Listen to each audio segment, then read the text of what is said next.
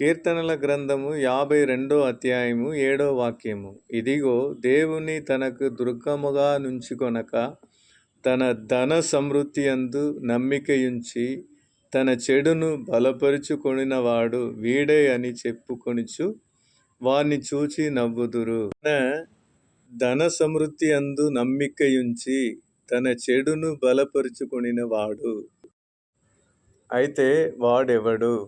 ఒక 2000 రూపాయల్ని చదువు చంజాలేని ఒక పేద మనిషితో ఇచ్చి దాన్ని 20,000గా దొంగ లెక్కలు రాసి డబ్బు పెంచుకునే వాళ్ళే అలాంటి వాళ్ళని వాక్యము మనకు స్పష్టంగా చెప్తుంది.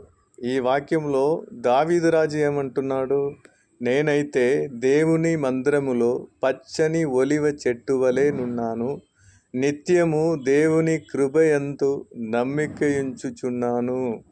నేనైతే దేవుని మందిరములో పచ్చని ఒలివ చెట్టు వలె నున్నాను. అయితే దేవుణ్ణి నమ్ముకున్న వారందరూ పచ్చని ఒలివ చెట్టు వలె ఉంటారని వాక్యం మనకు స్పష్టంగా వివరించి చెప్తుంది.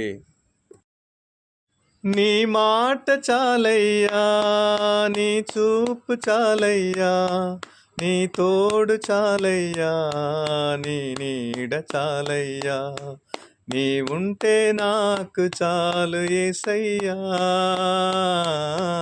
నీ వెంటే నేనుంటానేసయ్యా, నీ ఉంటే నాకు చాలు యేసయ్యా, నీ వెంటే